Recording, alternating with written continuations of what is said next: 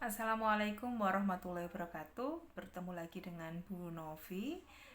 Kali ini kita ada di pertemuan kedua Biologi Dasar 3 akan membicarakan tentang organ-organ yang berperan dalam sistem reproduksi, baik pada laki-laki dan perempuan.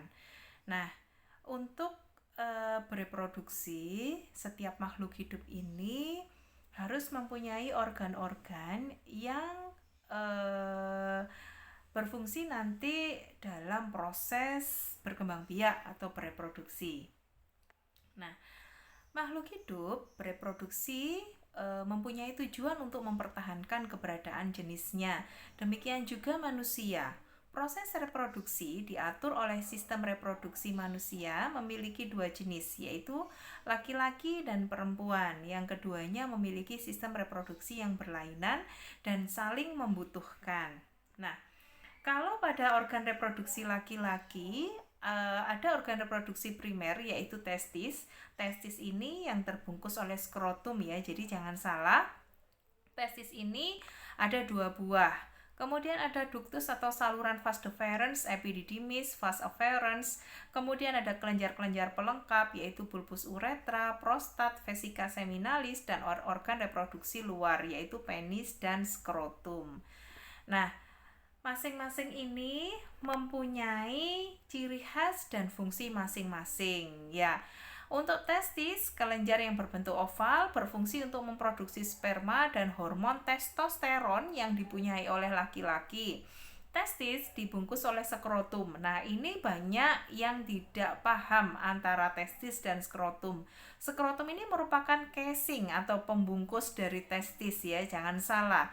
Sepasang testis ini tidak sama besar karena pembuluh darah yang ada di dalamnya berbeda. Suhu testis lebih rendah dari suhu tubuh, biasanya sekitar 34 derajat Celcius. Normalnya testis kiri ini lebih rendah daripada testis kanan. Itu untuk eh, tempatnya ya, jadi dia tidak akan mungkin sejajar, jadi ada yang lebih turun sedikit. Nah, testis ini mempunyai pembuluh darah yang berbeda dan suhunya diharapkan dia 34 derajat Celcius, sehingga apabila terus-terusan terpapar oleh panas, contohnya sering naik motor, katakan ya, naik motor yang terus-terusan terpapar oleh panasnya mesin motor. Nah, itu juga akan berpengaruh terhadap testis yang notabene dia mempunyai fungsi memproduksi sperma dan hormon testosteron. Kemudian pada orang laki-laki yang suka memakai pakaian yang ketat, contohnya seperti celana jeans yang ketat ya, sehingga sirkulasi udaranya kurang baik untuk testis. Nah, ini juga merupakan salah satu permasalahan yang membuat produksi sperma dan hormon testosteron seorang laki-laki ini tidak baik.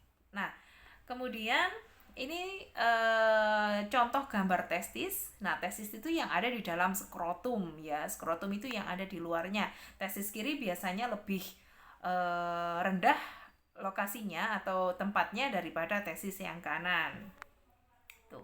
Kemudian ada beberapa saluran atau ductus yang ada di dalam sistem reproduksi laki-laki.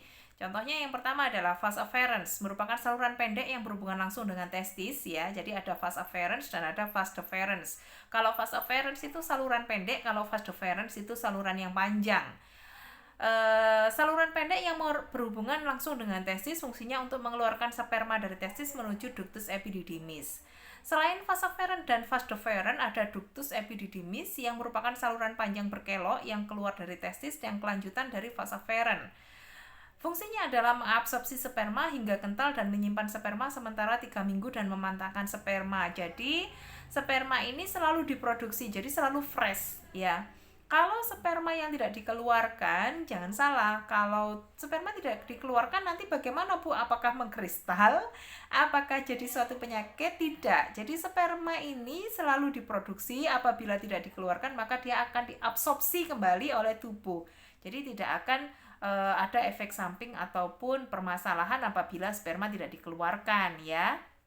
Kemudian Untuk vas deferens merupakan saluran panjang dan lurus yang mengarah ke atas dan berujung di kelenjar prostat, berfungsi untuk mengangkut sperma menuju vesikula seminalis. Di bagian ujungnya terdapat saluran ejakulasi untuk mengeluarkan sperma. Vas deferens merupakan saluran panjang yang lurus yang mengarah ke atas dan berujung di kelenjar prostat. Fungsinya untuk mengangkut sperma menuju vesikula seminalis. Di bagian ujungnya terdapat saluran ejakulasi. Ya, uretra ini merupakan saluran untuk mengeluarkan sperma dan urin.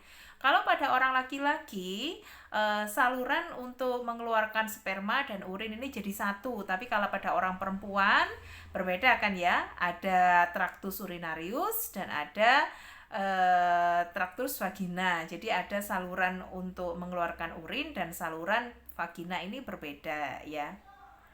Nah, kemudian ini beberapa contoh ya gambar. Jadi bisa kita lihat ya, ada saluran pendek vas efferent dan ada saluran panjang, ada vas deferens dan ada saluran berkelok yaitu epididymis ya. Kemudian ada testisnya. Selain itu ada kelenjar pelengkap yaitu bulbus uretra atau kelenjar Cooper, merupakan saluran kelenjar yang salurannya langsung menuju uretra. Kelenjar Cooper ini menghasilkan getah yang bersifat alkali atau basa sebagai cairan pelicin. Jadi kalau pada orang laki-laki sebelum dia mengeluarkan sperma itu ada saluran pelicinnya ya yang bersifat alkali. Nah, saluran ini yang menghasilkan adalah kelenjar Cooper. Ya, kemudian ada prostat. Kelenjar prostat itu sebenarnya kelenjar ya. Kelenjar prostat ini melingkari bagian atas uretra dan terletak di bagian bawah kantong kemih ya. Kelenjar prostat ini menghasilkan getah yang mengandung kolesterol, garam, dan fosfolipid yang berperan untuk kelangsungan hidup sperma. Sehingga apabila ada kelainan pada prostatnya, maka kemungkinan besar akan ada sesuatu pada spermanya ya. Kelenjar prostat menghasilkan cairan berwarna putih susu. Cairan ini berfungsi untuk menetralkan sifat asam pada saluran vas efferent dan cairan pada vagina sehingga sperma dapat bergerak dengan aktif saat dia mulai dibuat untuk suatu proses reproduksi ya, masuk ke dalam ini vagina. Kemudian vesikula seminalis atau kantong semen atau kantong mani merupakan kelenjar berlekuk-lekuk yang terletak di belakang kantong kemih. Dinding vesikula seminalis menghasilkan zat makanan yang merupakan sumber makanan bagi sperma ya. Jadi sperma itu juga ada makanannya ya. Nah, untuk organ reproduksi luarnya ada penis. Penis terdiri dari 3 rongga yang berisi jaringan spons. 2 rongga yang terletak di bagian atas berupa jaringan spons corpus cavernosa. 1 rongga lagi berada di bagian bawah yang berupa jaringan spons corpus spongiosum yang membungkus uretra. Kemudian uretra pada penis dikelilingi oleh jaringan erektil yang rongga-rongganya banyak mengandung pembuluh darah dan ujung-ujung saraf perasa. Bila ada suatu rangsangan, rongga tersebut akan terisi penuh oleh darah sehingga penis menjadi tegang dan mengembang atau yang biasa kita sebut sebagai ereksi ya. Jadi kalau ada rangsangan, penis ini akan terisi oleh darah pada pembuluh-pembuluh darahnya sehingga penis ini menjadi ereksi ya. Nah, ini merupakan alat kelamin luar yang berfungsi untuk memasukkan sperma ke dalam tubuh wanita. Nah, ini alatnya. Penis ini alatnya. Kalau tidak ada penis bagaimana? Bisa nggak diganti sama selang? Ya nggak bisa ya. Just kidding. Kemudian organ reproduksi luar ada skrotum. Ya, skrotum di dalamnya berisi testis. Skrotum berjumlah sepasang yaitu skrotum kanan dan skrotum kiri. Di antara skrotum kanan dan kiri ini dibatasi oleh sekat yang berupa jaringan ikat dan otot polos. Otot dartos namanya ya, otot polos ini otot dartos, sehingga dapat mengkerut dan mengendur. Nah, kalau kita lihat lagi skrotum ini memang kalau seandainya dia tidak ada rangsangan baik suhu maupun rangsangan yang lain, nah dia akan mengkerut ya. Tetapi kalau ada rangsangan seperti mungkin saat dalam kondisi yang panas ya, dia akan mengendur. Nah, itu.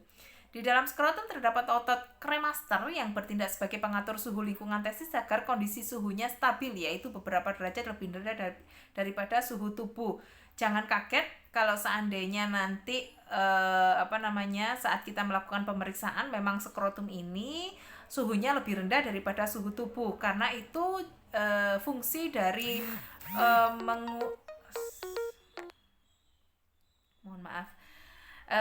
karena ini apa namanya,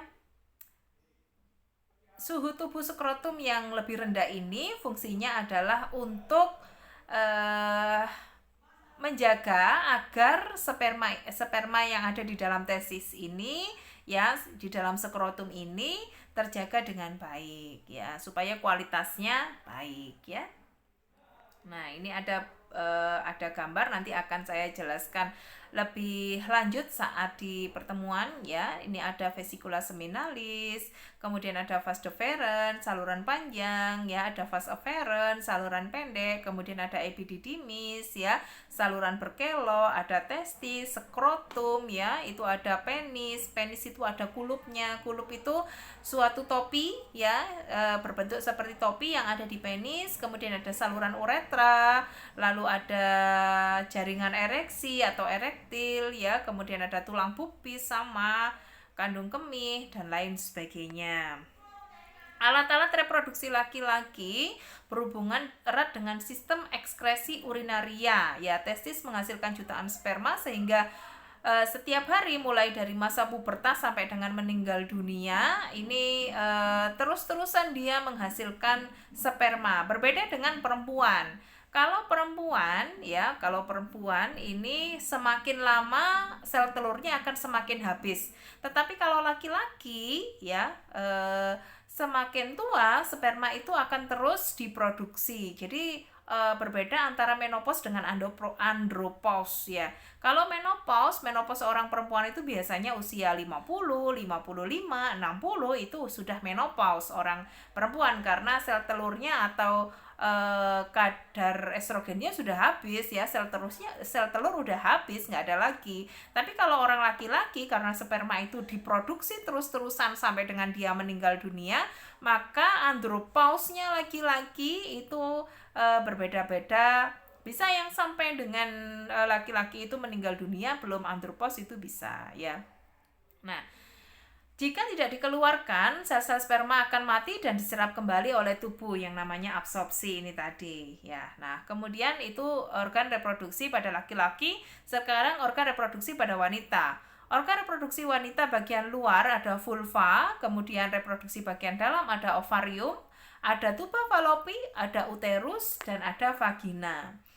Kalau organ reproduksi perempuan mungkin kita sudah hafal ya, baik bentuk maupun fungsinya ya. Tetapi kalau fungsi-fungsi khususnya mungkin ada beberapa yang belum tahu.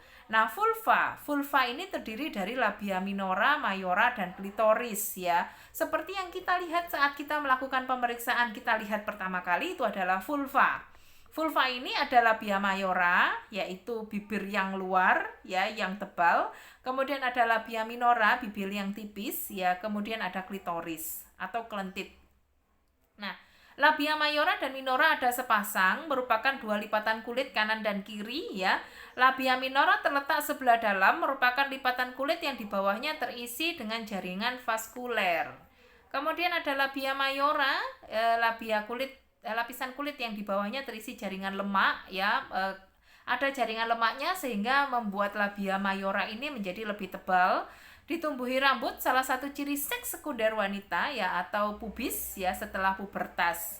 Klitoris terdapat di anterior pada bagian pertemuan labia minora kanan dan kiri, homolog dengan penis. Kenapa disebut homolog? Karena saat pembentukan di dalam rahim saat kehamilan ya, kalau bayi laki-laki atau janin laki-laki itu membentuk penis, kalau janin perempuan dia akan membentuk klitoris ya. Di antara klitoris dan lubang vagina terdapat muara uretra. Nah, ini bisa dilihat ya, di mana letak klitoris, di mana letak labia mayora, di mana letak labia minora ya. Kemudian mons pubis ya, yang ditumbuhi pubis ya, itu bisa dilihat di sini. Nah, kemudian ada ovarium, terdapat dalam rongga pelvis sepasang kiri dan kanan. Ada mesovarium, penggantung ovarium ya, kemudian kelenjar eksokrin yang menghasilkan ovum, dan kelenjar endokrin yang menghasilkan hormon estrogen dan progesteron, itu namanya kelenjar endokrin ya. Nah, ini ada gambar di mana sel telur itu mulai dari primordial follicle, jadi mulai dari sel telur yang belum matang sampai dengan sel telur yang sudah matang yang siap untuk dikeluarkan oleh ovarium yang akan ditangkap oleh Fimbriae. Ya, jadi jangan salah pemahaman. Saat sel telur itu sudah matang, maka dia akan contohnya saja seperti jerawat. Jerawat ini apabila sudah matang, maka dia akan meradang, kemudian dia akan dikeluarkan oleh ovarium, ya. Seperti di gambar, ya, dia dikeluarkan oleh ovarium, kemudian dia akan ditangkap oleh Fimbriae.